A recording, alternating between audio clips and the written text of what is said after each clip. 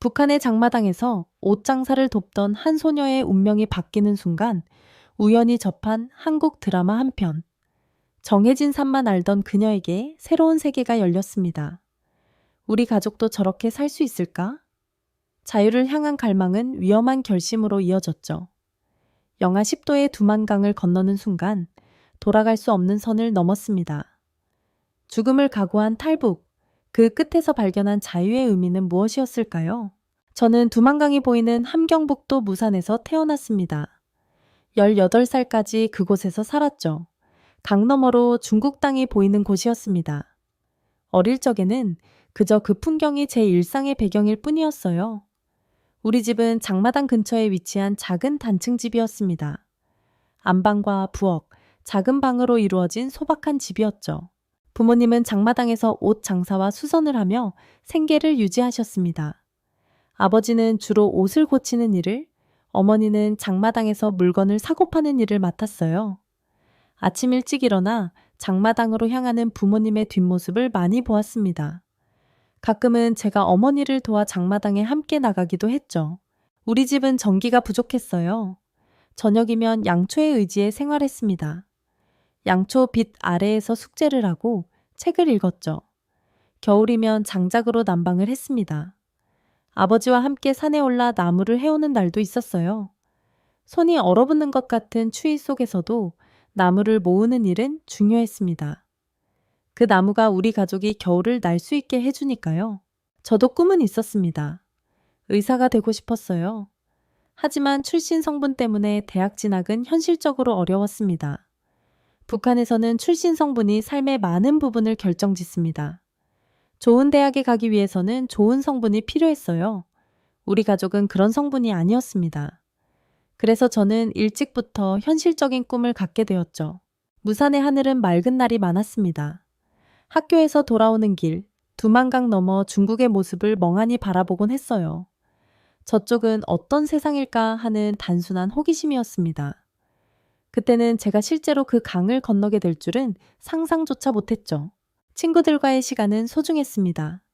학교 끝나고 집으로 돌아가는 길에 나누는 소소한 이야기들. 서로의 집에 모여 책을 읽거나 숙제를 함께하는 시간이었어요. 물론 늘 감시의 눈길이 있었습니다. 어떤 이야기를 나눌 때도 항상 조심해야 했죠. 북한에서의 평범한 일상이 변하기 시작한 건 어느 겨울날이었습니다. 장마당에서 옷 장사를 하는 맹숙 언니가 어머니에게 몰래 CD 몇 장을 건넸습니다. 맹숙 언니는 중국과 거래가 있었고 간혹 귀한 물건을 구해오곤 했죠. 그날 밤 부모님이 잠든 후 조심스럽게 CD 하나를 플레이어에 넣었습니다. 손이 떨렸어요. 발각되면 어떤 일이 벌어질지 알고 있었기 때문입니다. 화면이 켜지자 처음 본 한국 드라마가 펼쳐졌습니다. 처음엔 화려한 도시 풍경에 놀랐지만 그보다 더 충격적인 것은 인물들의 모습이었죠. 서로 자유롭게 대화하고 웃고 사랑을 표현하는 모습이 낯설면서도 강한 인상을 남겼습니다. 특히 가족들이 식탁에 둘러앉아 서로의 이야기를 나누는 장면은 마음 깊은 곳을 흔들었어요. 우리 가족은 늘 말없이 식사를 했고 각자의 생각을 표현하는 일이 거의 없었기 때문입니다. CD를 끄고 난 후에도 머릿속에서는 계속 그 장면들이 맴돌았습니다. 우리는 왜 이런 게 없을까? 라는 생각이 처음으로 들었죠. 불안했습니다. 이런 생각을 하는 것조차 위험하다는 것을 알았어요. 하지만 마음속에서 피어난 의문은 쉽게 지워지지 않았습니다. 다음날 친한 친구 수진에게 조심스럽게 이야기했습니다. 수진도 비슷한 CD를 본 적이 있다고 했죠. 우리는 작은 목소리로 주변을 살피며 드라마 속 모습들에 대해 이야기했습니다. 수진의 눈빛에서도 같은 의문을 발견할 수 있었어요. 북한에서 자라면서 당연하게 여겼던 많은 것들이 갑자기 의문으로 다가왔습니다. 학교에서도 친한 친구 몇 명과 공유했습니다. 모두가 같은 반응이었어요. 처음에는 놀라움, 그 다음은 궁금증, 그리고 점차 자신들이 알고 있던 세계에 대한 의문이었죠. 우리는 공통의 비밀을 가진 사람들이 되었습니다. 드라마 속 대사를 암호처럼 주고받으며 미소를 나눴고 아무도 모르게 작은 연대감을 형성했어요. 한국 드라마 속 인물들은 자유롭게 자신의 의견을 말했습니다. 연인들은 서로 사랑한다고 말했고, 자녀들은 부모에게 자신의 꿈을 이야기했죠. 우리에게는 상상조차 하기 어려운 일이었습니다. 북한에서는 늘 조심해야 했어요. 어떤 말이 문제가 될지 모르니까요. 그 CD 한 장은 제 인생을 바꿔놓았습니다. 한 번도 의심해보지 않았던 현실에 질문을 던지게 되었고, 다른 삶의 가능성을 생각하게 되었죠. 밤마다 어둠 속에서 생각했습니다. 저쪽 세상은 정말 드라마처럼 자유롭고 풍요로운 곳일까? 가족들이 서로 사랑한다고 말하고 자신의 생각을 자유롭게 표현할 수 있는 곳이 정말 존재할까? 수진과 저는 특히 드라마 속 패션에 관심이 많았습니다. 여자 주인공들이 입는 옷과 화장품에 대해 이야기하며 시간을 보냈어요. 북한에서는 접하기 어려운 스타일이었죠. 우리는 종종 드라마 속 인물들처럼 머리를 손질하거나 옷을 입어보려고 노력했습니다. 물론 비슷한 스타일을 내기는 어려웠지만 그런 작은 시도마저도 우리에게는 큰 재미였어요. 어느 날 장마당을 둘러보다가 구석에 있는 작은 가판대에서 한국산 화장품과 양말을 발견했습니다. 판매하던 아주머니는 중국산이라고 했지만 포장을 보니 한국 글자가 희미하게 보였죠. 심장이 빠르게 뛰었습니다. 주변을 살피며 몇 가지를 구매했어요. 비비크림과 색깔 있는 양말이었습니다. 집에 와서 비비크림을 조금 발라보았습니다. 냄새도 좋고 발림성도 좋았어요. 이렇게 좋은 물건이 있었나 하는 감탄이 절로 나왔습니다. 양말은 화려한 색상의 작은 무늬가 있어 북한에서 볼 수 없는 디자인이었죠. 저는 이 물건들을 가장 친한 친구들에게만 보여주었어요. 모두 신기해했고 어디서 샀는지 물어보았습니다. 우리는 점점 더 많은 한국 물건들에 관심을 갖게 되었습니다. 장마당에서 슬쩍슬쩍 구할 수 있는 것들이었죠. 물론 공식적으로는 중국산으로 둔갑해 있었지만 우리는 알아볼 수 있었어요. 색감이 다르고 품질이 달랐습니다. 진품인지 가품인지는 알 수 없었지만 그래도 우리에게는 소중한 보물이었죠. 친구들끼리 비밀스럽게 정보를 공유했습니다. 어디서 어떤 물건을 살 수 있는지, 누구에게 물어봐야 하는지 같은 정보들이었어요. 이런 정보는 모두에게 공유하지 않았습니다. 위험했으니까요. 믿을 수 있는 친구들끼리만 나누었죠. 한국 드라마와 물건들을 통해 저는 점점 더 많은 의문을 갖게 되었습니다. 우리가 배워온 남한에 대한 이야기와 실제 모습은 너무나 달랐어요. 드라마 속 사람들은 행복해 보였고 자유로웠으며 풍요로웠습니다. 학교에서 배운 남한의 모습과는 완전히 달랐죠. 조금씩 변화하는 생각들은 제 일상을 바꿔놓았습니다. 같은 풍경을 보더라도 다른 시각으로 보게 되었어요. 학교에서 배우는 내용들도 의심하게 되었고 우리가 알고 있는 세상이 전부가 아닐 수도 있다는 생각이 들었습니다. 은밀하게 접한 한국 드라마의 장면들은 제 머릿속에서 끊임없이 맴돌았습니다. 특히 가족들이 함께 밥을 먹으며 웃는 모습, 친구들끼리 자유롭게 노는 모습이 잊혀지지 않았어요. 식탁에 둘러앉아 서로의 하루를 이야기하고 때론 진지하게, 때론 웃으며 대화를 나누는 그 장면들은 제게 너무나 신선한 충격이었습니다.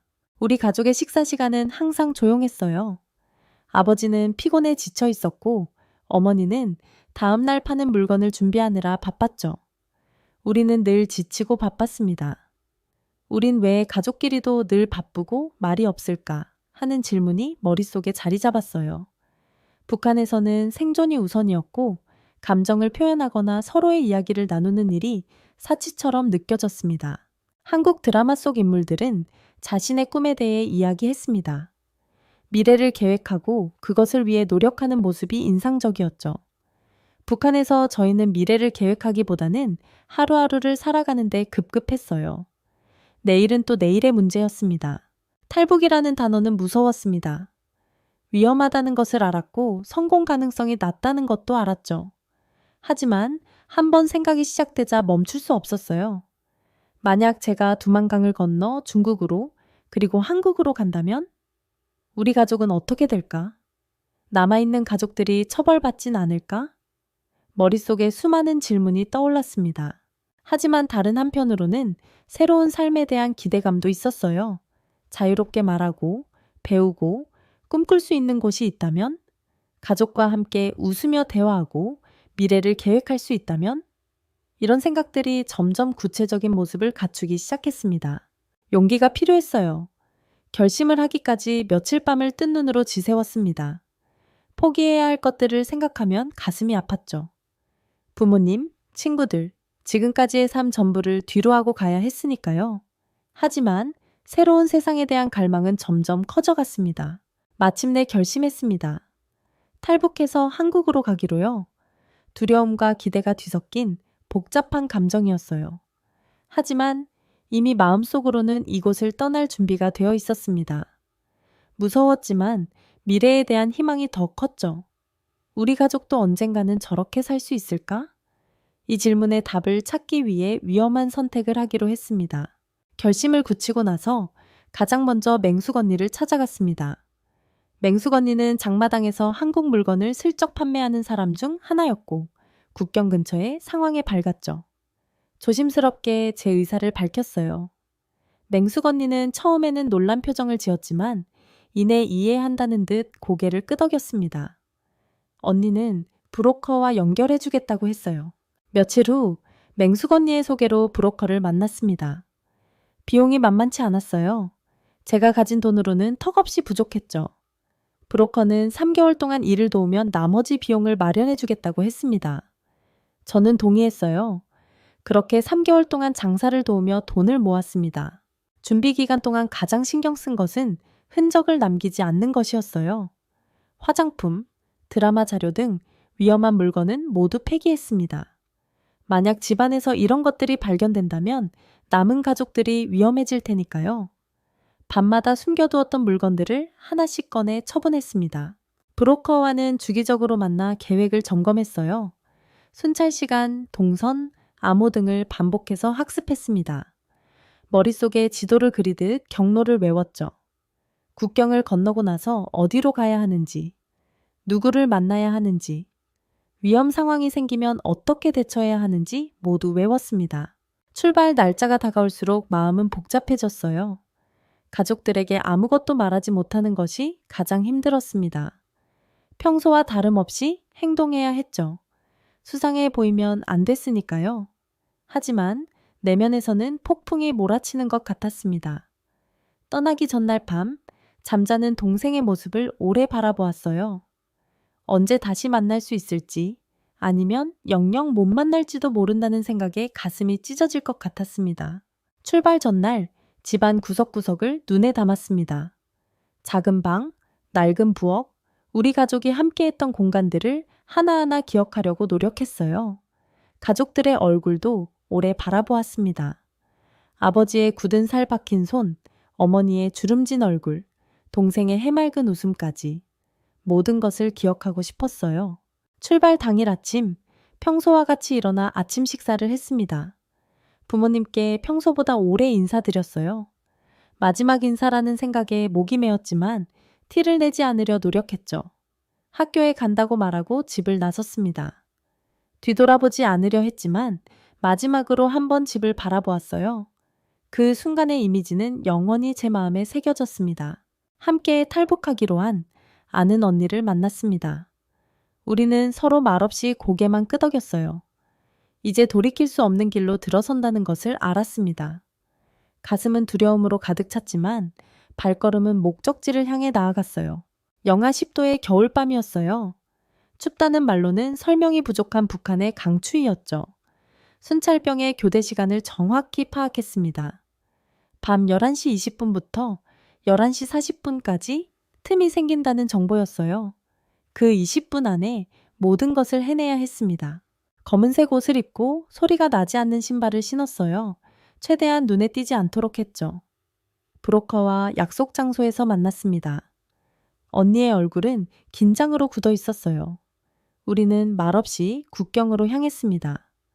걸음을 내디딜 때마다 심장이 빠르게 뛰었죠. 발각되면 어떻게 될지 알고 있었습니다. 수용소 아니면 더 심한 처벌이 기다리고 있을 수도 있었어요. 국경 근처에 도착하자 숨을 죽였습니다. 순찰병의 걸음소리에 귀를 기울였어요. 약속된 시간, 브로커가 고개를 끄덕였습니다. 지금이 그 틈이라는 신호였죠. 철조망 앞에 다가갔어요. 몸을 바닥에 붙이고 조심스럽게 기어갔습니다. 철조망이 옷을 잡아당겼어요. 찢어지는 소리가 들렸지만 멈출 수 없었습니다. 손이 닿는 곳마다 얼음과 날카로운 철사에 긁혔어요. 아픔이 느껴졌지만 고통보다는 두려움이 앞섰습니다. 간신히 철조망을 통과하자 두만강이 눈앞에 펼쳐졌어요. 눈과 얼음으로 뒤덮인 강은 마치 하얀 사막 같았습니다. 강은 얼어 있었지만 얼마나 단단한지는 알 수 없었죠. 잠시 망설였어요. 하지만 이미 철조망을 넘었기에 돌아갈 수 없었습니다. 앞으로 나아갈 수밖에 없었어요. 조심스럽게 발을 내디뎠습니다. 얼음이 미세하게 소리를 냈지만 다행히 깨지지는 않았어요. 천천히 한 발자국씩 움직였습니다. 숨을 쉬는 것조차 조심스러웠죠. 강을 건너는 내내 잡힐까봐 얼음이 깨질까봐 두려웠어요. 발걸음은 느렸지만 시간은 빠르게 흘러갔습니다. 마침내 강 건너편에 도착했습니다. 중국 땅을 밟는 순간이었어요. 숨을 깊게 들이마셨죠. 하지만 안도할 시간은 없었습니다. 이제 국경 수비대를 피해 산속으로 들어가야 했어요. 숲을 향해 달렸습니다. 중국 쪽 국경 경비대가 발견하면 북송될 수 있다는 사실을 잘 알고 있었죠. 숲속 깊은 곳에 숨었습니다. 추위와 공포로 온몸이 떨렸어요. 손을 보니 피가 나고 있었습니다. 철조망에 긁힌 상처였죠. 고통이 느껴졌지만 이상하게도 마음은 평온했어요. 자유를 향한 첫 발걸음을 내디뎠다는 사실이 실감났기 때문입니다. 첫 은신처에서 이틀을 보낸 후 중국 외곽의 작은 농가로 이동했습니다. 그곳에서는 조선족인 척해야 했어요. 말을 최대한 아끼고 눈에 띄지 않게 행동했습니다. 농가의 주인은 브로커와 연결된 사람이었죠. 돈을 받고 탈북민을 잠시 머물게 해주는 사람이었습니다. 농가에서의 생활은 긴장의 연속이었어요. 창문 밖을 내다볼 때마다 누군가 쫓아오지 않을까 두려웠습니다. 소리가 들리면 몸이 굳었고 낯선 사람이 접근하면 숨을 곳을 찾았죠. 밤에는 악몽에 시달렸습니다. 꿈속에서 북송되는 장면이 반복됐어요. 일주일 후 도시 지하실로 옮겨졌습니다. 그곳에는 저와 같은 탈북민 6명이 함께 있었어요. 각자의 사연은 달랐지만 목적지는 같았죠. 한국으로 가려는 꿈이었습니다. 우리는 서로 목소리를 낮춰 정보를 교환했어요. 위험한 순간 어떻게 행동해야 하는지, 중국어로 간단한 말은 어떻게 하는지 같은 것들이었습니다. 지하실에서 한 달 넘게 지냈습니다. 외출은 금지됐고 생활 반경은 좁았어요. 브로커가 가져다주는 음식으로 근근히 살았습니다. 작은 창문으로 들어오는 빛이 유일한 위안이었죠. 그 빛을 따라 시간이 흐르는 것을 지켜봤습니다. 한국까지 가는 길이 얼마나 멀고 위험한지 점점 실감했어요. 드디어 남쪽으로 이동할 준비가 됐다는 연락을 받았습니다. 우리 일행은 작은 트럭에 숨어 이동했어요. 낮에는 숨고 밤에만 움직였습니다. 중국 경찰의 단속을 피하기 위해서였죠. 검문에 걸리면 북송될 것이 분명했습니다. 그런 공포 속에서 남쪽으로 향했어요. 중국 남부에 도착한 후 다음 관문은 라오스였습니다. 라오스로 넘어가는 산길은 정말 고된 여정이었어요. 험한 산길을 걷느라 발에 물집이 잡혔고 숲속에서 밤을 지새우기도 했습니다. 모기와 벌레들의 공격에 시달렸죠. 날씨는 변덕스러웠고 식량은 부족했습니다. 산길에서는 침묵이 규칙이었어요. 소리를 내면 국경 수비대에게 발각될 수 있었기 때문입니다. 우리는 손짓으로 의사소통했고 필요할 때만 아주 작은 소리로 말을 했죠. 라오스 국경을 넘기 위해서는 국경 수비대의 순찰 일정을 정확히 파악해야 했습니다. 브로커는 이런 일에 능숙했어요. 라오스 국경을 넘는 순간 중국에서의 긴장감이 조금은 누그러졌습니다. 하지만 여전히 안전하지는 않았어요. 라오스에서도 발각되면 중국으로 그리고 북한으로 송환될 수 있었습니다. 우리는 계속해서 조심했죠. 작은 마을들을 지나며 현지인들의 도움을 받기도 했습니다. 음식과 잠자리를 제공해준 사람들이 있었어요. 라오스에서 태국으로 가는 길도 쉽지 않았습니다. 메콩강을 건너야 했죠. 작은 보트를 타고 강을 건넜습니다. 물살이 세고 보트는 불안정했어요. 수영을 할 줄 모르는 저는 온몸에 힘이 들어갔습니다. 다행히 무사히 태국 땅을 밟을 수 있었죠. 태국에 도착하자 저는 바로 경찰에 자수했습니다. 이것이 한국으로 가는 정석 루트였어요. 방콕 외곽의 수용소로 이송됐습니다. 그곳에서 처음으로 안도감을 느꼈죠. 비록 자유롭지는 않았지만 북송될 위험에서는 벗어났다는 사실이 큰 위안이 되었습니다. 수용소에서 저는 처음으로 마음 편히 잠을 잘 수 있었어요. 태국 방콕 외곽 수용소에서 약 2달을 보냈습니다. 그곳에서는 한국어 교육과 면담이 진행됐어요. 태국에 있는 한국 대사관 직원들이 정기적으로 방문하며 한국 입국을 위한 준비를 도왔습니다. 저는 처음으로 한국어 교재를 받았고 한국의 지하철 노선도도 봤죠. 아직 가보지 않은 나라였지만 조금씩 실감이 나기 시작했습니다. 면담은 여러 차례 진행됐어요. 북한에서의 생활, 탈북 경로, 가족 관계 등을 물었습니다. 처음에는 혹시 거짓말을 하면 입국이 거부될까봐 불안했지만 질문에 최대한 정직하게 답했어요. 면담관들은 제 이야기를 경청했고 판단하지 않았습니다. 그들의 태도에서 안정감을 느꼈죠.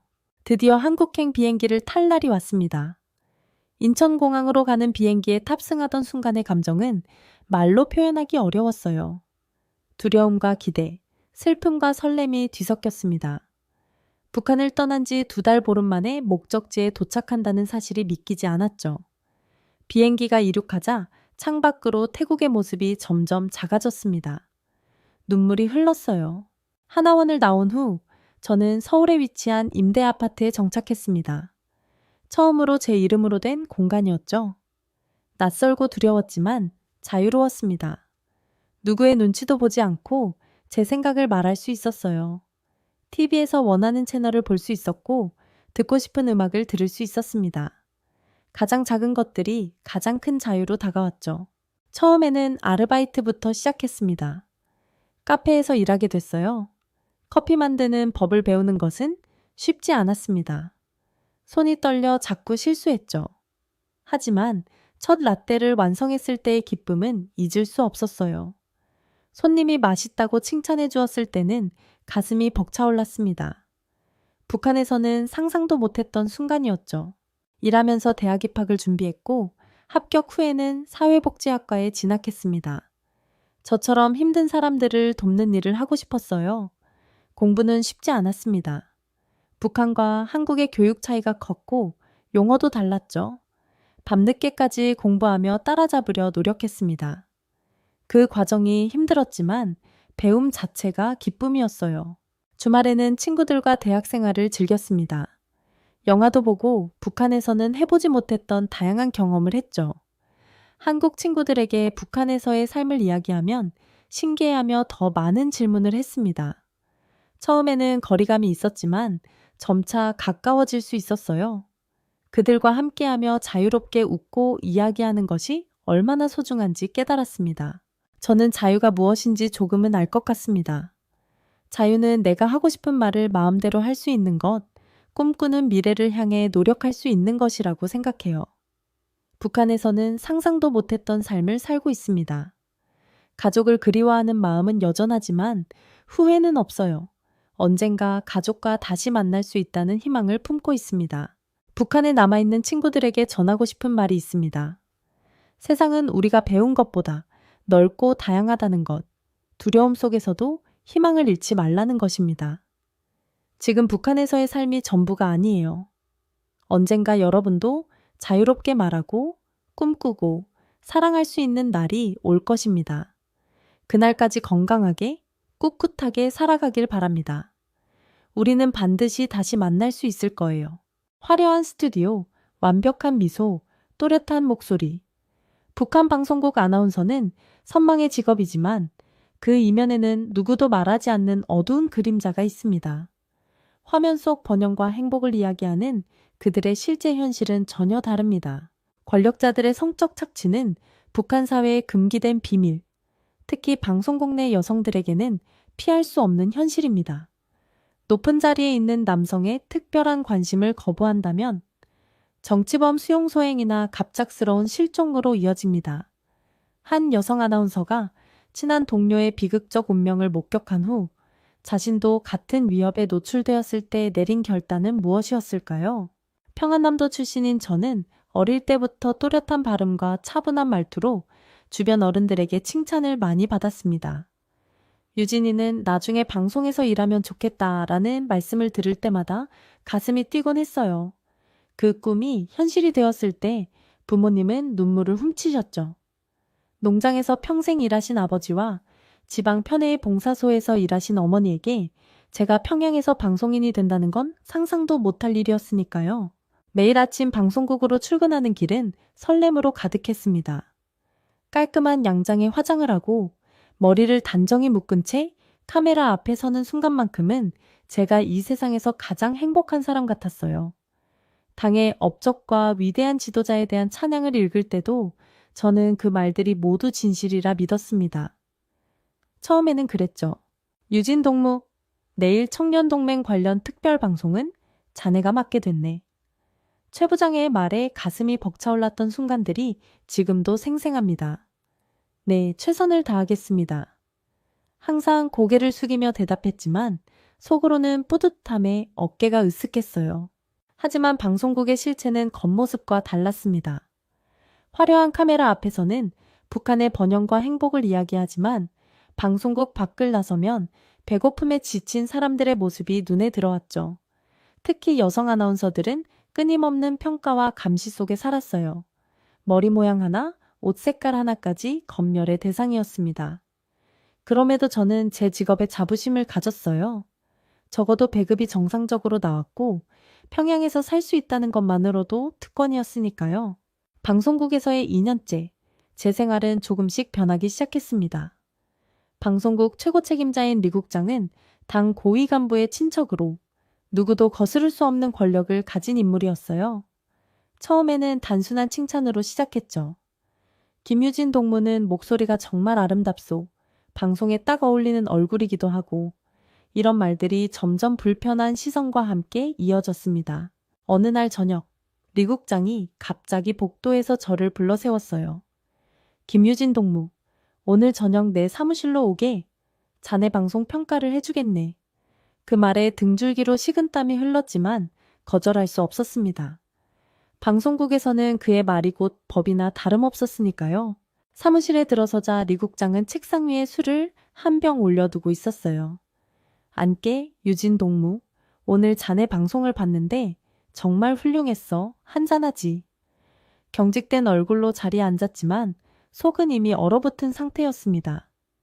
죄송합니다만 술은 잘 못 마십니다. 조심스럽게 거절했지만 리 국장의 표정이 순간 굳어졌어요.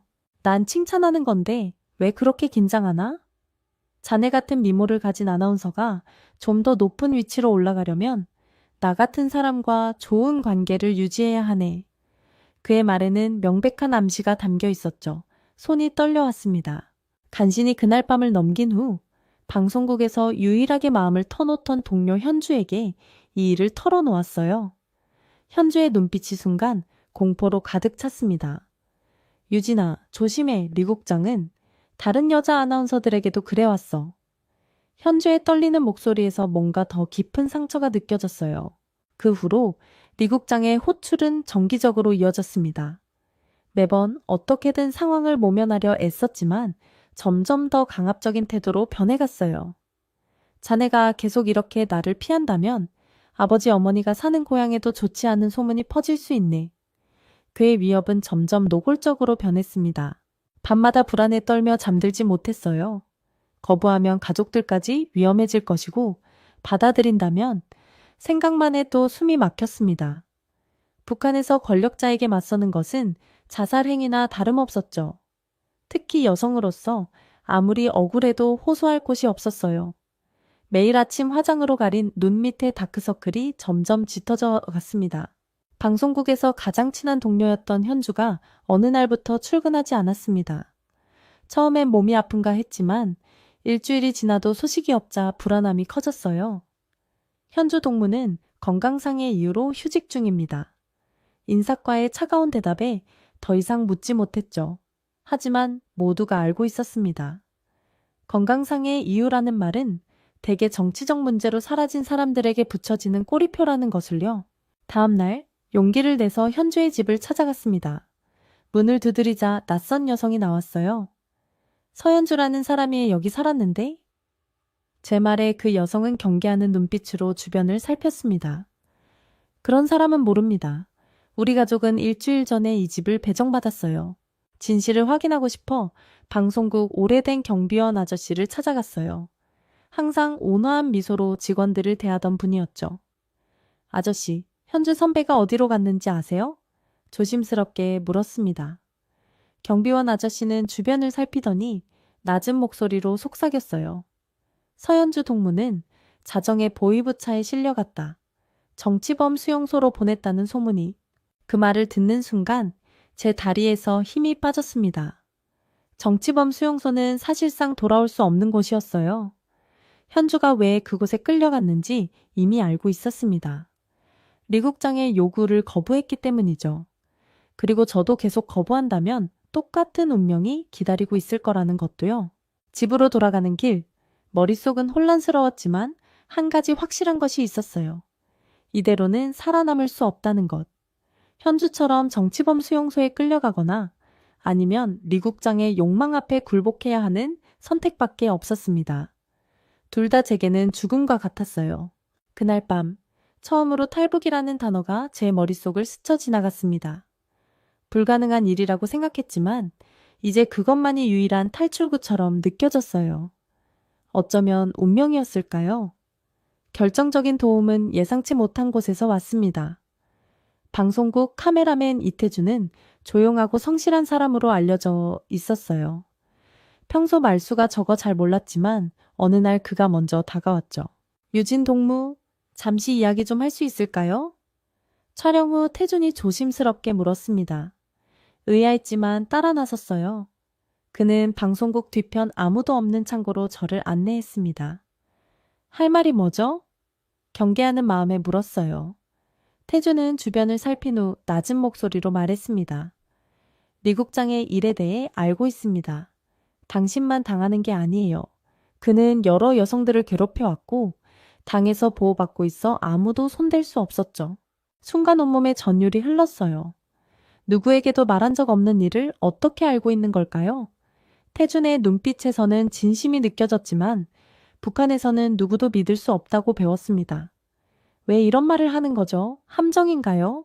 저도 모르게 뒤로 물러섰어요. 함정이 아닙니다. 제 여동생도 3년 전 같은 상황에 처했습니다. 지금은 태준의 목소리가 떨렸어요. 지금은 이곳에 없습니다. 저는 더 이상 이런 일이 반복되는 걸 보고 싶지 않아요. 태준의 이야기는 계속됐습니다. 그의 사촌이 탈북 브로커와 연결되어 있다는 것, 국경을 넘어 중국으로 갈 수 있는 방법이 있다는 것, 이곳을 떠나는 것만이 유일한 탈출구일 수 있습니다. 탈북이라니. 입에 담기조차 두려운 그 말을 태준이 꺼냈을 때 심장이 멎는 줄 알았어요. 그것은 반역죄였고 성공한다 해도 남겨진 가족들은 연좌제로 고통받을 것이었습니다. 하지만 이대로 있다면 저는 물론 제 가족들도 결국 위험해질 터였죠. 어떻게 당신을 믿죠? 떨리는 목소리로 물었습니다. 태주는 주머니에서 사진 한 장을 꺼내 보여줬어요. 웃고 있는 젊은 여성의 모습이었습니다. 제 여동생입니다. 지금은 정치범 수용소에 있어요. 저는 더 이상 무력하게 지켜볼 수 없었습니다. 그날 밤 잠들지 못했어요. 태준의 제안은 극도로 위험했지만 이대로는 현주처럼 언젠가 사라질 운명이었습니다. 결정적인 사건은 어느 주말 오후에 일어났습니다. 리 국장이 갑자기 전화로 저를 불렀어요. 오늘 저녁 내 별장으로 오게. 중요한 손님들이 오는데 자네가 접대를 도와줬으면 하네. 그의 말투에서 이번에는 거절을 용납하지 않겠다는 의지가 느껴졌습니다. 태준의 경고가 떠올랐어요. 다음에는 더 강압적으로 나올 겁니다. 모른 척하며 넘어갈 수 있는 단계는 지났어요.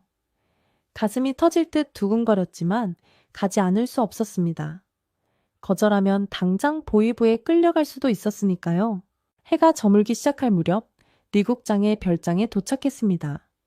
겉으로는 평온해 보이려 노력했지만 속은 이미 얼어붙은 상태였어요.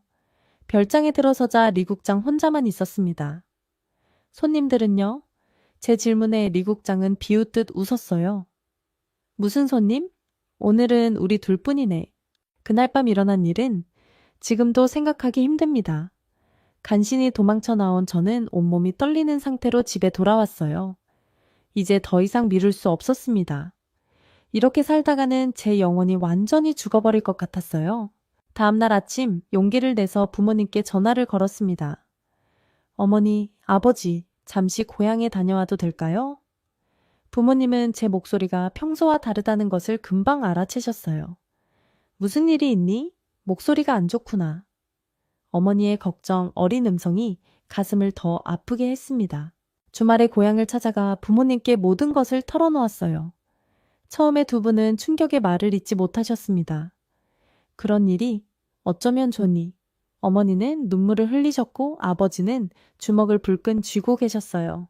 딸아, 네가 여기 있다간 더 큰 화를 당할 게다.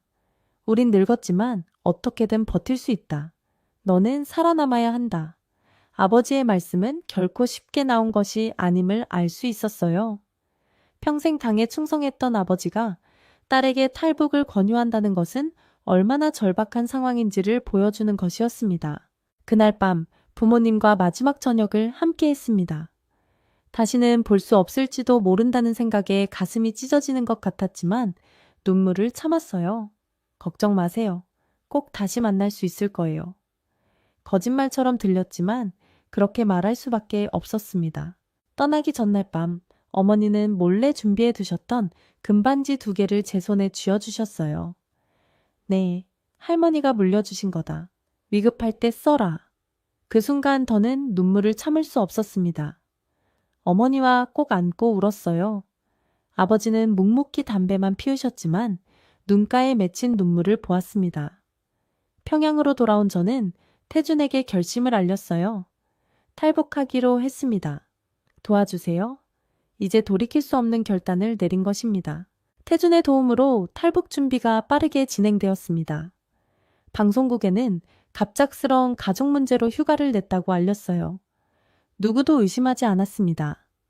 북한에서 공무원이 휴가를 내는 것은 흔치 않은 일이지만 아직 리 국장이 의심할 단계는 아니었거든요. 평양에서 국경 지역으로 가는 것부터가 큰 도전이었습니다. 북한에서는 도 경계를 넘을 때도 통행증이 필요했어요. 태주는 위조된 통행증을 준비해 주었습니다. 이건 완벽한 위조품이에요. 하지만 너무 자신감을 보이면 의심받을 수 있으니 조심하세요. 기차를 타고 함경북도로 향하는 길. 매 순간이 공포였어요. 방송에 나오는 아나운서라 얼굴이 알려져 있었기 때문에 모자와 안경으로 변장했지만 검문이 있을 때마다 심장이 멎는 것 같았습니다. 통행증 검사하겠습니다. 경비원의 말에 떨리는 손으로 통행증을 내밀 때마다 식은땀이 흘렀어요. 마침내 국경 근처 마을에 도착했을 때 태준이 미리 연락해둔 브로커를 만났습니다. 그는 날카로운 눈빛의 중년 남성이었어요. 돈은 가져왔소? 그의 첫 마디였습니다. 태준이 준비한 600달러와 제가 모은 400달러, 그리고 어머니가 주신 금반지 하나를 건넸어요. 브로커는 금반지를 유심히 살피더니 고개를 끄덕였습니다. 오늘 밤 11시 여기서 만나시오. 밤이 되자 브로커는 저와 다른 탈북자 3명을 데리고 어둠 속으로 움직였어요. 1시간 정도 걸었을까. 드디어 두만강이 눈앞에 펼쳐졌습니다. 얼어붙은 강은 달빛에 희미하게 빛나고 있었어요. 저기가 중국입니다. 브로커가 강 건너를 가리켰지만 너무 어두워 아무것도 보이지 않았습니다. 이제부터는 절대 소리내지 마시오. 경비병들이 순찰 돌다가 소리만 들려도 발포할 수 있소. 브로커의 경고에 온몸에 긴장이 돌았어요. 함께 온 다른 탈북자들의 표정에서도 같은 두려움이 보였습니다. 강을 건너기 시작했을 때 얼음이 얼마나 단단한지 확신할 수는 없었어요. 매 발자국마다 쩍 하는 소리가 났고 그때마다 심장이 멎는 것 같았습니다. 강 중간쯤 왔을 때 갑자기 멀리서 불빛이 보였어요. 국경 경비대였습니다. 움직이지 마세요. 브로커가 속삭였습니다. 우리는 그 자리에 얼어붙은 듯 서 있었어요. 숨소리조차 내기 두려워 입을 막았습니다. 불빛이 점점 가까이 오는 듯 했다가 다행히 다른 방향으로 움직였어요. 경비병들이 지나간 뒤 재빨리 나머지 길을 건넜습니다. 중국 땅을 밟는 순간 이상하게도 눈물이 났어요. 평생 살았던 조국을 떠나온 비통함과 자유를 향한 첫걸음을 내디딘 희망이 뒤섞인 감정이었습니다. 하지만 울 시간도 없었어요. 브로커는 우리를 재촉해 숲속으로 들어갔고 그곳에는 차 한 대가 기다리고 있었습니다. 차에 올라타자마자 브로커는 경고했어요. 여기서도 아직 안전하지 않소. 중국 공안에 발각되면 북송될 수 있으니 내 지시에 따르시오. 그 말에 다시 현실로 돌아왔습니다. 탈북은 성공했지만 아직 자유까지는 멀었어요. 중국에서의 생활은 또 다른 공포의 연속이었습니다. 브로커는 우리를 길림성의 작은 마을에 있는 은신처로 데려갔어요. 그곳에는 이미 다른 탈북자들이 머물고 있었습니다.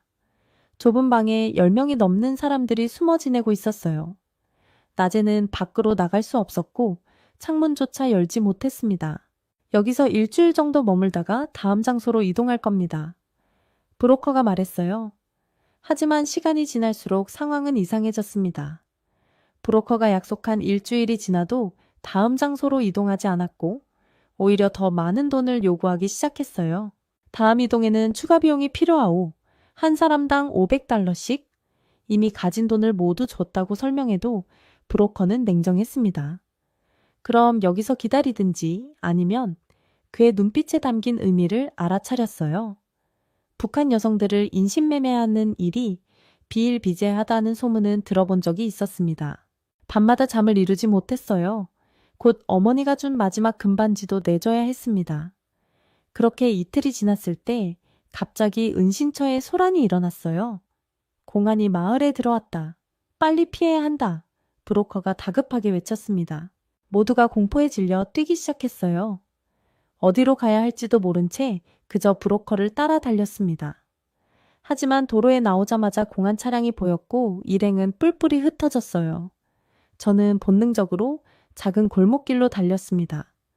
뒤에서 소리가 들렸지만 돌아볼 엄두도 내지 못했어요. 한참을 달린 뒤 지쳐서 벽에 기대숨을 몰아쉬고 있을 때였어요.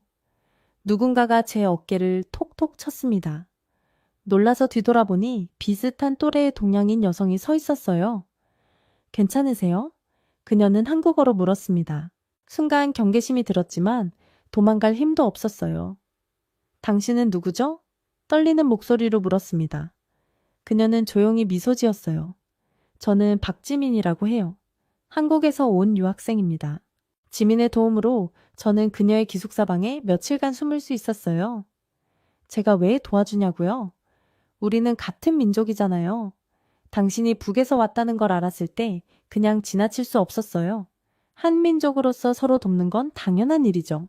지민은 베이징에 있는 한국 대사관에 연락해 도움을 요청했습니다. 하지만 중국 당국이 북한과의 관계 때문에 탈북자들을 강제 북송하는 경우가 많았기에 대사관으로 직접 가는 것은 너무 위험했어요. 라오스나 태국까지 가야 안전해요. 거기서 한국 정부의 도움을 받을 수 있어요. 지민은 또 다른 브로커를 소개해 주었습니다. 이번에는 이전보다 믿을 만한 사람이었어요. 이 사람은 교회에서 탈북자들을 돕는 분이에요. 안전하게 라오스까지 데려다 줄 거예요. 지민이 확신에 찬 목소리로 말했습니다.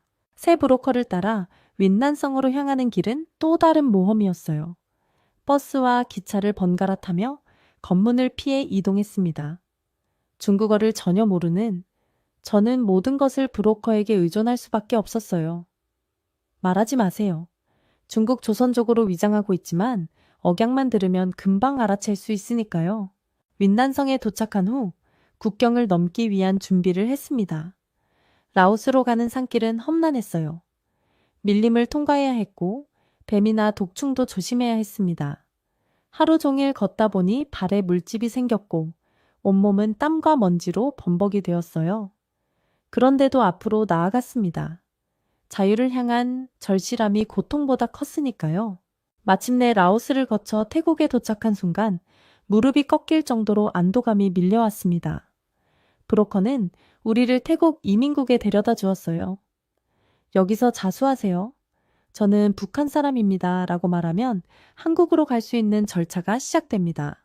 처음엔 말도 통하지 않고 무서웠지만 태국 경찰들은 의외로 친절했어요. 며칠간 구금시설에 머물러야 했지만 북한에서의 공포와는 달랐습니다. 식사도 나왔고 취조나 협박도 없었어요. 한국 대사관 직원이 와서 면담했고 곧 한국행이 확정되었다는 소식을 들었습니다. 비행기를 타고 인천공항에 도착했을 때 그 순간의 감정은 지금도 설명하기 어렵습니다.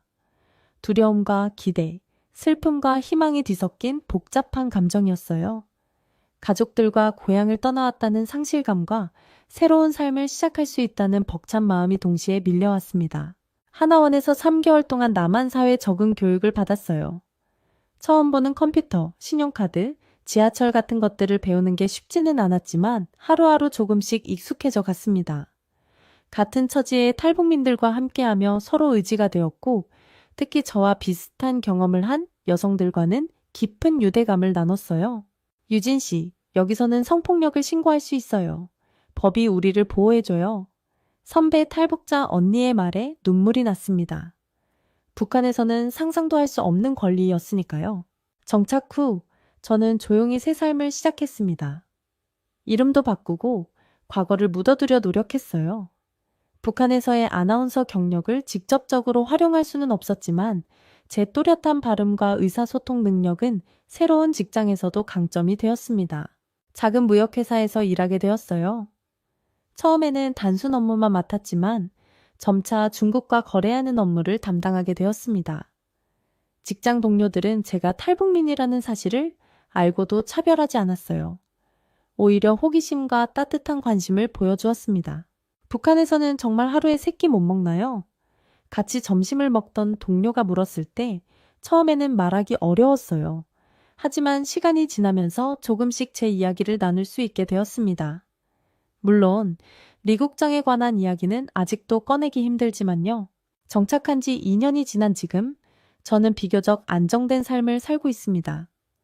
작은 원룸이지만 제 집이 생겼고 이를 통해 경제적으로도 독립했어요.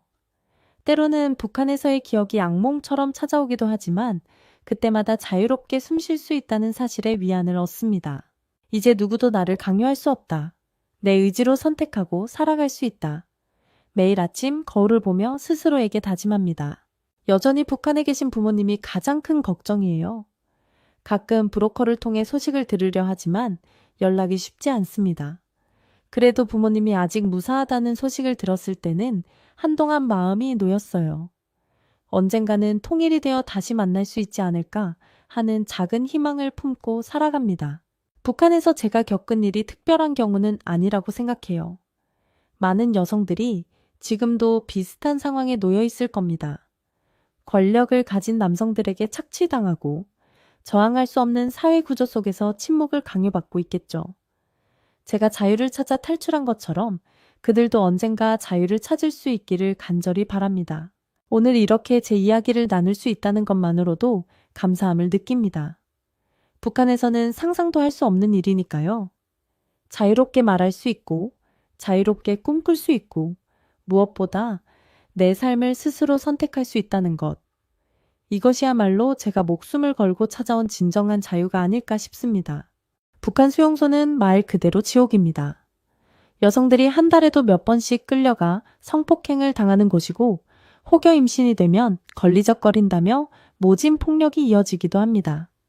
죽어나가도 이상하지 않은 죽음의 현장이 바로 그 수용소입니다. 오늘의 사연자도 이 죽음의 현장에서 빠져나와 한국으로 탈북을 했다고 하는데요. 그녀에게는 무슨 일이 있던 걸까요? 저는 함경남도 변두리 도시에서 태어나 자랐습니다. 어머니는 식량 공급이 끊긴 뒤로 장마당을 오가며 장사를 하셨고 아버지는 지방 건설 노동자로 일하셨어요. 집안이 결코 부유하지 않았지만 부모님은 그래도 제가 공부 좀 잘한다고 하니 조금만 더 노력하면 좋은 직장을 얻을 수 있을 거야 하고 격려해 주셨습니다. 북한 사회에서 조금 낮게 산다는 게 사실 별것 아니지만 저는 어려서부터 병원 쪽에 관심이 많았고 나중에 의료 관련 직장에서 일해보고 싶다는 꿈이 있었어요. 그래서 어떻게든 의학 관련 과정을 밟을 방법을 찾으려고 애썼습니다. 제가 다니던 학교 선생님들은 성분만 괜찮다면 간단한 의학 공부를 거쳐 군 병원 같은 곳에 들어갈 수 있을 거라고 해주셨습니다. 저는 열심히 배워서 어렵게 군병원 예하 보조간호원 자리를 얻게 됐어요. 환자들 앞에서 주사 바늘을 잡거나 약을 확인해주는 일은 보람도 있었고 저 나름대로 희망을 품고 있었습니다. 조금 더 경험을 쌓으면 정식 간호원이 될 수 있지 않을까. 그래도 굶어 죽진 않겠지 하고 생각했죠. 그런데 어느 날 저희 아버지에게 불미스러운 일이 터졌습니다. 아버지가 건설 자재를 조달하는 과정에서 군부 간부들과 부당 거래를 했다는 혐의를 받게 된 거예요. 아버지는 억울하다고 하셨지만 북한 체제에서 일단 위에서 찍혔다 싶으면 변명할 틈도 없습니다. 심지어 가족들까지 연루된다며 저희 어머니와 저도 지속적으로 감시 대상이 됐어요. 일이 이렇게 흘러갈수록 저는 여기서 평범하게 살다가 어느 날 갑자기 가족 전체가 날아갈 수 있구나 하는 공포를 느꼈습니다. 결국 아버지는 어느 날 새벽 보위 부원들에게 끌려갔습니다. 저는 애원도 해봤고 어떻게 도울 방법이 없을까 수소문해 봤지만 돌아오는 답은 괜히 같이 문제되기 싫으면 나서지 말라는 말뿐이었어요. 그러고 며칠 뒤 군 병원에도 지시가 내려왔죠. 이 집 딸도 사상 검증이 필요하다면서 저를 교화소로 보내겠다는 통보였어요. 교화소라는 게 대체 무얼 하는 곳인지 자세히는 몰랐지만 한 가지 분명한 건 거기 가면 죄인이 돼서 강제노동을 하다가 언제 끝날지 모른다는 것이었습니다. 제 동료 간호원이 조용히 거기 한 번 들어가면 못 나오는 사람 많다며 걱정스럽게 말해줬지만 이미 제가 저항할 수 있는 상황이 아니었어요. 이렇게 잡혀가게 되어 처음 들어선 곳이 바로 그 지옥 같은 수용소였습니다. 교화소나 정치범 수용소나 북한에서는 이름만 살짝 다른 비슷한 악몽의 공간이 몇몇 존재하는데 제가 들어간 곳은 수용소라는 간판이 달려 있었어요. 저도 거기서 본 건 실제로는 정치범까지 섞여 들어오는 악명 높은 수용시설이라는 거였어요. 철문이 닫힐 때 나는 쾅 하는 소리가 아직도 생생합니다. 그 소리를 듣는 순간 제 인생이 한 번에 끝장났다는 느낌이 들었습니다. 처음 밤을 보냈을 때 충격이 너무 커서 아무것도 못 먹었어요. 주변에서 함께 끌려온 여성들이 속삭이듯 얘기하길 여기서 살아나가는 사람은 극소수다. 웬만한 사람들은 몇 달 못 버티고 죽거나 그 전에 탈출하려다 총살당한대 라고 하더군요. 저는 차마 그 말을 믿고 싶지 않았지만 며칠만 지나보니 충분히 납득이 됐습니다. 매일같이 강제노동에 시달리고 식사는 형편없는 죽 같은 걸 조금씩 줍니다. 그리고 큰 문제는 밤마다 관리원들이 여자 수감자 몇 명씩 불러내 성적인 행위를 강요한다는 점이었어요. 힘으로 제압하는 것은 물론이고 거부하면 총살도 감수하겠냐고 협박했어요. 저도 교화소에 온 지 보름 정도 지났을 때 결국 그 끔찍한 일을 당했습니다. 그 순간 너무 무력해서 눈물밖에 안 났어요. 그냥 이대로 죽어버리는 게 차라리 낫겠다 싶었죠. 다음날 아침이 되자 저희 같은 여성 수감자들끼리도 서로 쳐다보며 말도 못 붙이겠더라고요. 그러다가 누군가 조용히 묻습니다. 너도 불려갔니? 괜찮니? 사실 괜찮을 리가 없지만 우리가 할 수 있는 건 아주 작은 위로밖에 없었어요. 참담함 속에서 배를 쥐고 울다가도 또 곧바로 노동장에 나가 맨손으로 땅을 파야 했습니다. 다리가 후들거려도 간부들이 빨리 못해? 또 불려가고 싶어? 라며 조롱하듯 소리를 치면 일단 움직일 수밖에 없었어요. 이렇게 지옥 같은 곳에서 저는 거의 인간이기를 포기한 채 하루하루 버텼어요. 그런데 그런 절망적인 상황에서 생각지도 못한 희망의 싹 같은 사람이 나타났습니다. 이름은 박명수였는데 이 사람은 수용소 내 관리자 중 한 명이었어요. 처음엔 딱딱한 표정에 말도 별로 없어서 다른 간부들과 비슷하겠거니 했습니다. 그런데 어느 날 제가 작업장 한쪽에서 탈진해 쓰러졌을 때 박명수가 몰래 물통을 건네주며 조금만 마셔라고 하더군요. 그 순간 이게 무슨 함정인가 하고 잔뜩 경계했지만 정말로 그는 저를 괴롭히지 않고 조용히 지나갔습니다. 그런 작은 계기가 몇 번 쌓이자 저는 이 사람은 다른 사람들과 좀 다르다고 느끼게 됐어요. 그러다 한 번은 오후 작업이 끝나고 숙소로 돌아가려는데 박명수가 불쑥 길을 막고 혹시 지금도 나가고 싶지 않느냐고 물었습니다. 저는 깜짝 놀라서 무슨 말씀이십니까? 했는데 그가 낮은 목소리로 여기서 살아남으려면, 아니 살아나가려면 방법을 찾아야 하지 않겠냐고 하더군요. 순간 심장이 쿵 내려앉았습니다. 이 사람이 나를 시험하려고 하는 건가? 아니면 진짜 탈출을 돕겠다는 건가? 혼란스러웠죠. 하지만 그 후 며칠간 박명수가 제게 여러 번 사소한 호의를 보이며 다른 간부들이 괴롭히지 못하도록 애써주는 걸 보고 조금씩 마음의 문을 열었습니다. 박명수는 사실 수용소 내부의 현실의 염증을 느끼고 있었대요. 원래 군부대에서 근무했지만 상부에서 수용소 인력 보충 명령이 떨어져 할 수 없이 이곳에 오게 됐는데 막상 와보니 말도 안 되는 잔혹행위가 벌어지고 있어 본인도 큰 죄책감을 느낀다는 겁니다. 나 혼자만 살겠다고 나가긴 어렵지만 누군가 간절히 탈출을 원한다면 내가 조금이라도 도울 수 있지 않을까. 그가 이런 마음을 솔직히 털어놓는 걸 듣고 저는 동시에 두 가지 감정이 들었습니다. 한쪽은 설마 진짜겠어? 하는 의심, 또 다른 한쪽은 이게 마지막 기회일지도 모른다는 희망이었죠. 사실 그 무렵에 제가 진지하게 탈출을 고민하게 된 직접적인 계기가 있었습니다. 제 옆방에 있던 김영숙이라는 언니가 임신 4개월쯤 된 상태로 열악한 노동에 투입되다가 결국 쓰러졌는데 그 관리 책임자였던 리동춘이라는 간부가 언니 배를 발로 차고 주먹질을 퍼붓는 걸 제가 봤어요. 언니는 그 자리에서 하혈을 하고 정신을 잃었습니다. 작업하던 다른 수감자들도 이 장면을 보고 경악했지만 아무도 나서지 못했습니다. 나서면 같이 죽는다 생각했으니까요. 그 일 이후 언니는 의무실에 실려갔다가 끝내 돌아오지 못했어요. 아마 생명을 잃은 듯했죠. 그 모습을 본 후 저는 이곳에 더 있다가는 나도 똑같이 죽을 수밖에 없다며 가슴 깊숙이 공포가 솟구쳤습니다. 그래서 박명수의 말에 혹했지만 한편으로는 이 사람이 나를 이용해 무슨 이득을 보려는 게 아닐까 하는 의심도 여전했어요. 그런데 의외로 그는 본인이 위험을 무릅써야 하는 일임에도 꽤 구체적인 탈출 방안을 제시했습니다. 주말에 외부에서 대규모 감찰이 들어오면 간부들도 이리저리 분산되어 감시가 느슨해지는 구역이 있다.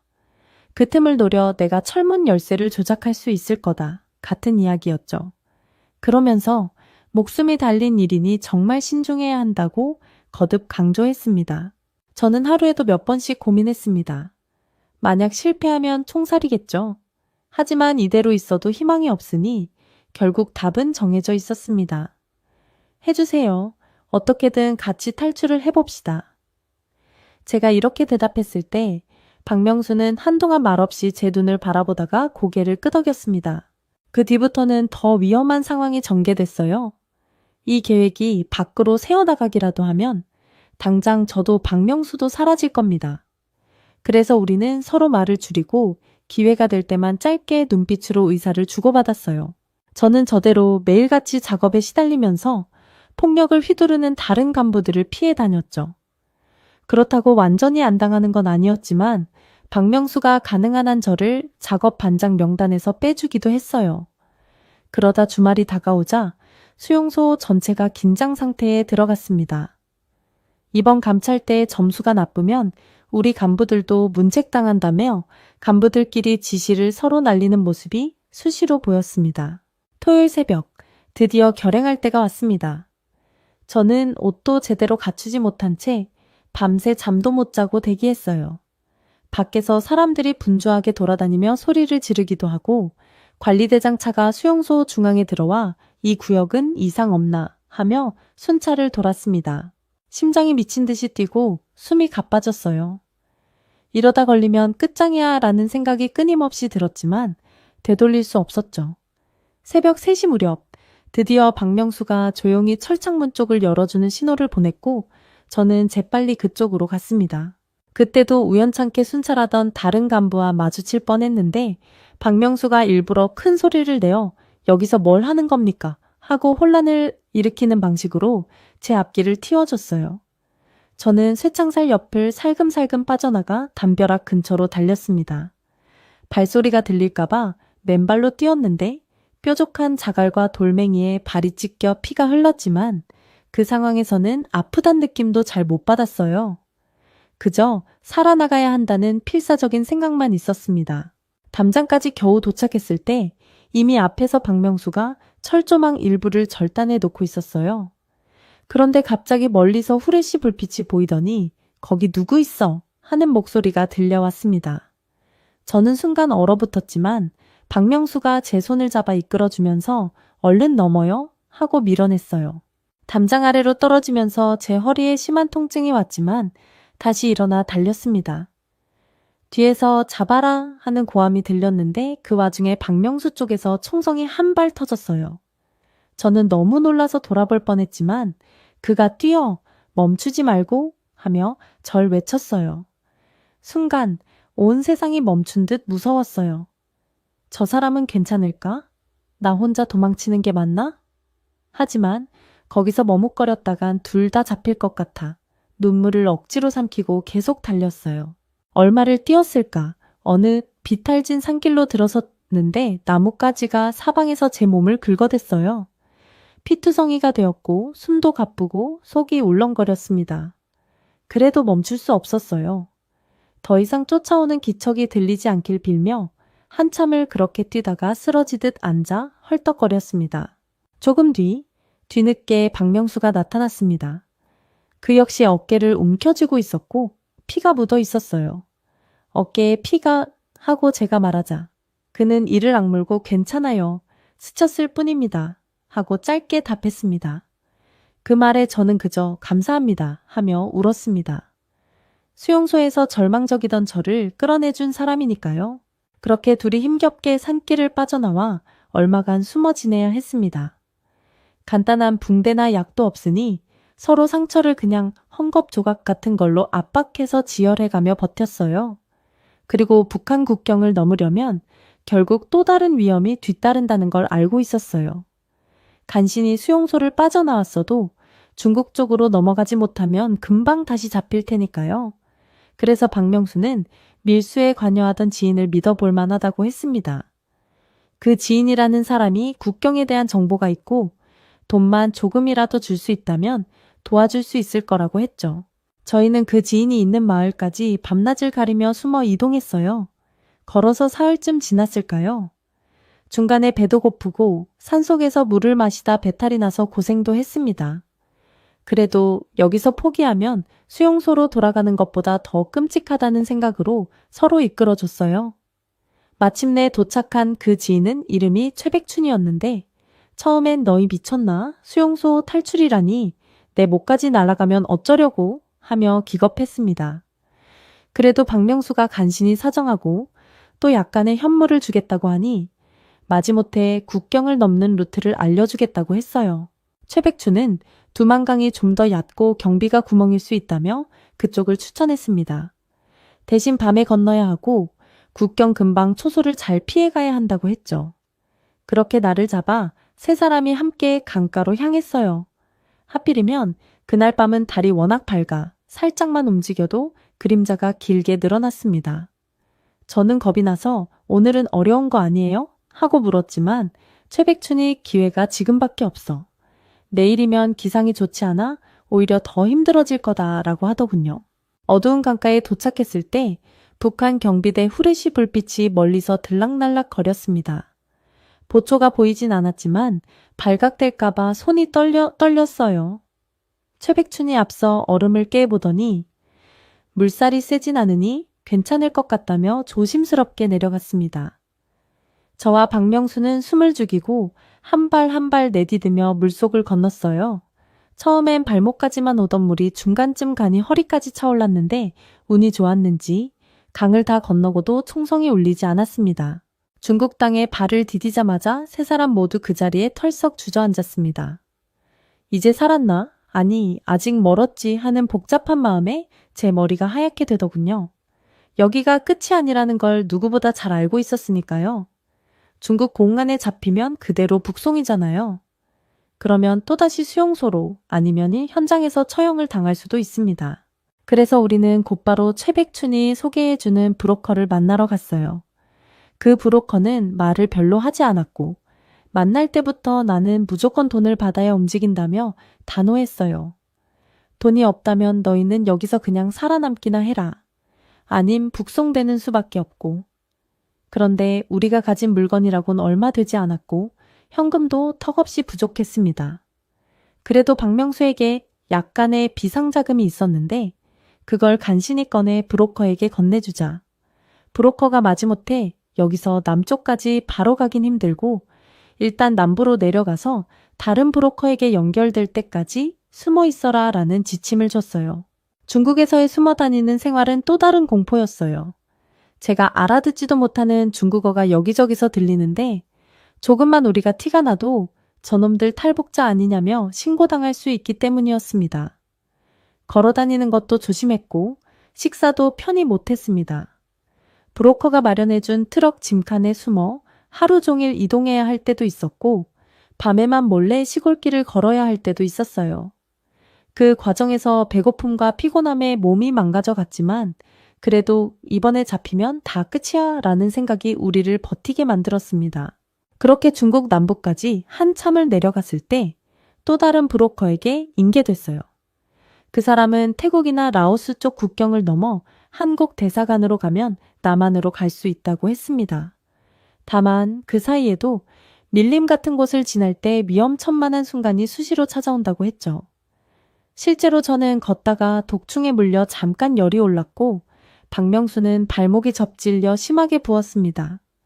서로 부축해가며 진흙탕 길을 헤치다 잠깐씩 임시막사나 창고에 숨어서 배고픔을 달랬습니다. 브로커들이 종종 으르렁대듯 말하곤 했어요. 가만히 있어. 시끄럽게 굴지 말고 여기서 잡히면 다 죽어. 결국 태국 국경 부근에 도착해 작은 보트를 타고 강을 건너게 됐는데 그 과정도 지금 생각하면 기적이었어요. 보트가 워낙 낡아서 조금만 기울어지면 물이 새어 들어왔고 밤에는 시야도 안 보여 자칫하면 넘어질 수도 있었어요. 게다가 국경 수비의 눈길을 피해야 하니 온통 어둠뿐인 강 위를 조심스럽게 건넜습니다. 다행히 발각되지 않고 넘어왔어요. 저는 배에서 내려서야 다리에 힘이 풀려 주저앉았습니다. 와, 우리가 여기까지 어떻게 온 거지? 싶은 말이 절로 나왔어요. 박명수도 하늘을 잠시 쳐다보더니 날이 환해오면 태국 측 보호시설을 찾아가야 한다고 하네요. 하고 말했죠. 그때만 해도 이게 정말 끝인가 하는 실감이 나지 않았습니다. 태국에 들어와서는 우리가 몰래 이민국 시설에 찾아가 자수하듯 우리는 북한에서 넘어온 난민이라고 말했습니다. 그러자 해당 시설에서 우리를 보호 수용해줬어요. 처음엔 이게 무슨 함정인가 싶었어요. 수용소라는 단어를 들으면 자동으로 공포를 느끼게 되잖아요. 그런데 여기는 분위기가 전혀 달랐습니다. 종이 서류에 간단히 인적사항을 쓰고 나중에 남한으로 갈 수 있게 절차를 밟아주더군요. 직원들은 힘든 길 오셨겠네요. 좀 쉬세요라며 물과 간식을 내놓았어요. 저는 눈물이 왈칵 쏟아졌습니다. 어째서 여기서는 수감자를 사람 취급해주지? 여러 감정이 얽혀 목이 메었습니다. 그 뒤 시간이 조금 걸렸지만 마침내 우리는 한국행 비행기에 오를 수 있었습니다. 비행기 안좌석에 앉았을 때 불안함과 설렘이 뒤섞인 감정으로 심장이 터질 듯 뛰었어요. 북한에서 비행기를 본 건 TV 화면이 전부였는데 지금 이게 현실로 제 앞에 있다는 게 신기했죠. 창밖을 보면서 여기가 새로운 세상으로 가는 문이구나 하고 생각했습니다. 한 번은 박명수가 창문을 통해 구름을 바라보며 진짜 우리가 다른 세상으로 가고 있네요 라고 했어요. 그 말에 저도 괜히 울컥해서 네, 그래도 여기까지 왔으니 꼭 살아보자고요. 제대로 살아봅시다 하고 대답했어요. 비행기가 착륙하고 인천공항으로 들어섰을 때 광경이 정말 믿기지 않았습니다.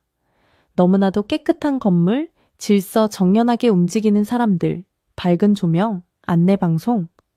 모든 게 낯설고도 놀라웠어요. 국정원에서 조사받을 때도 전혀 달랐습니다. 물론 꼼꼼하게 이것저것 물어보긴 하지만 몸은 괜찮으세요? 쉬었다 하실래요? 같은 식으로 제 상태를 배려해 주더라고요. 저는 계속 네, 괜찮습니다. 저 정말로 북한 수용소에서 하다가 말을 잘 잇지 못했어요. 그제야 비로소 제가 이 땅에서 어떤 보호를 받을 수 있고 앞으로 제가 어떻게 살아갈 수 있는지 희미하게나마 실감이 났습니다. 이후 저는 하나원으로 가서 교육과 사회적응 지도를 받았어요. 박명수도 함께 들어갔지만 우리는 서로 다른 생활관에 배정되었습니다. 그래도 중간중간 만나서 같이 식사도 하고 마트 체험이라든가 은행 업무 같은 걸 배울 때 의지가 많이 됐어요. 하나원에서 처음 편의점을 방문했을 때 저는 말 그대로 어떻게 이렇게 24시간 문을 열어놓고 아무나 들어와서 물건을 사갈 수 있지? 하고 놀랐습니다. 또 가격표대로 계산을 하면 아무 의심 없이 물건을 내줬어요. 제게는 이렇게 간단한 거래가 가능하다는 게 신기하다는 생각이 들었습니다. 북한에서는 늘 허가증을 떼어야 하거나 뇌물을 조금씩 건네야 했거든요. 지하철을 처음 타봤을 때도 충격적이었어요. 북한에도 전철이 있긴 하지만 노후된 시설이라 어두컴컴하고 자주 멈추기도 하죠. 그런데 남한 지하철은 환하고 노선도만 잘 보면 갈아타기도 쉬웠습니다. 사람들이 자유롭게 휴대폰을 보거나 이어폰을 끼고 음악을 듣고 있는 광경이 저에겐 마치 영화의 한 장면 같았어요.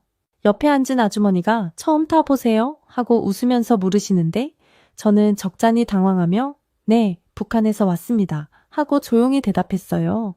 그 아주머니는 아휴, 고생 많았겠네 하시며 따뜻한 눈빛을 보내주셨는데 그게 참 고마웠습니다. 하나원에서 퇴소해 제가 한국 생활을 시작한 첫날 임시로 마련된 작은 원룸에 들어갔습니다. 전기도 잘 들어오고 수돗물을 틀면 깨끗한 물이 콸콸 나오는 게 신기했어요. 강제로 끌려갈 걱정 없이 문을 잠글 수 있다는 사실만으로도 얼마나 큰 안정감을 느꼈는지 모릅니다. 전날까지도 저는 누군가 문을 확 열고 들어와 잡아갈 수도 있다는 두려움이 몸에 배어 있었는데 여기서는 문을 잠그고 있으면 적어도 함부로 들어올 수 없다는 걸 알았죠. 처음엔 경제적으로 많이 힘들었습니다. 북한에선 화폐 가치 개념이 남한과 다르고 은행 업무도 접해본 적이 없으니 어디서부터 어떻게 시작해야 할지 몰랐어요. 그래도 하나원에서 배웠던 기초 지식과 주변 도우미 분들의 도움 덕분에 통장도 만들고 핸드폰도 개통하게 됐습니다. 솔직히 서류 몇 장 쓰는 것도 처음엔 무척 낯설어서 여기서 사인하시면 됩니다 하면 당황스러웠지만 이젠 좀 익숙해졌어요. 박명수는 건설 현장 쪽에서 일할 기회를 찾았고 저는 작은 음식점에서 서빙 아르바이트를 시작했어요. 마주치는 손님들마다 말투가 좀 다르시네요 하며 궁금해하실 때 저는 가능한 한 발께 북한에서 왔습니다. 얼마 안 됐어요? 하고 답해요. 대부분은 그래요? 힘들었겠네요. 지금은 좀 살만하세요? 라며 호의적인 반응을 보여줍니다. 사실 그럴 때마다 뜨거운 무언가가 제 가슴을 치고 올라와서 눈물을 삼키느라 애쓰곤 해요. 왜냐하면 북한에서 제가 겪었던 끔찍한 상황과 이곳 사람들의 평범한 일상이 너무나도 대비되거든요. 그래도 이제는 악몽처럼 수용소에 끌려가던 그날로부터 꽤 많은 시간이 흘렀어요. 여전히 매일 밤 그 기억이 떠올라 괴로울 때도 있지만 한국에 와서 내가 얼마나 안전한 공간에 있는지 체감할 때면 그 기억이 조금은 옅어집니다. 나를 걱정해주는 사람들, 나에게 따뜻한 말 한마디를 건네주는 낯선 이들, 그리고 다시는 수용소로 잡혀가지 않아도 된다는 자유가 제게 정말 소중해요.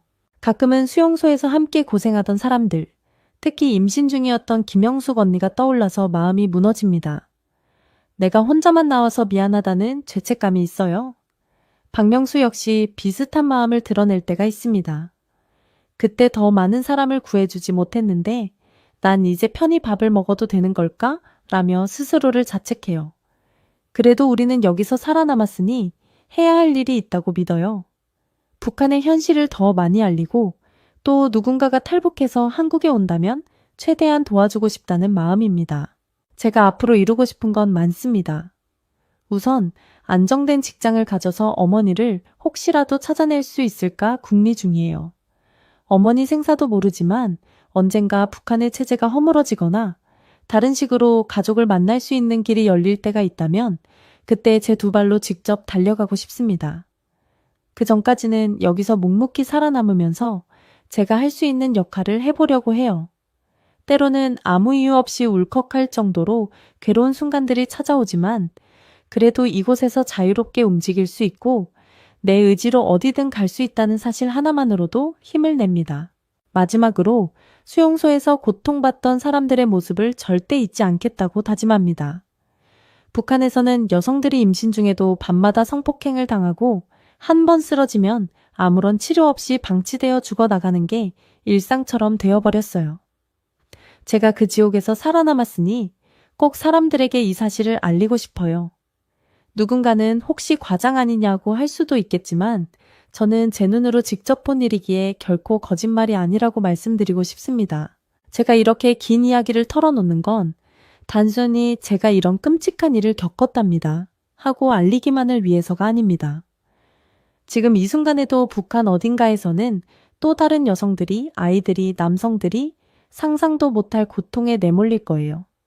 저와 같은 탈북민들이 겪었던 이 역경이 결코 저 하나의 특이한 사례가 아니라는 걸 부디 알아주셨으면 합니다.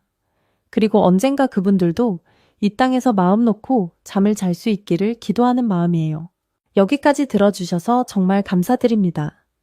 앞으로 저는 한국 사회에서 더 배우고 더 열심히 살아가며 주어진 자유와 기회를 소중히 여길 겁니다.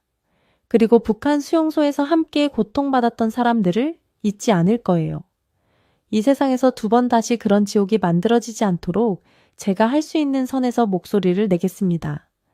저는 지금도 밤에 잘 때마다 문득 난 이제 저 감옥으로 끌려가지 않아도 되지라는 사실에 감사하고 내일 아침에 눈을 뜨면 따뜻한 햇볕과 함께 일상의 기쁨을 누릴 수 있다는 걸 실감합니다. 이게 바로 제가 찾은 진짜 삶이고 앞으로 더욱 소중히 지켜나갈 제 미래입니다. 감사합니다.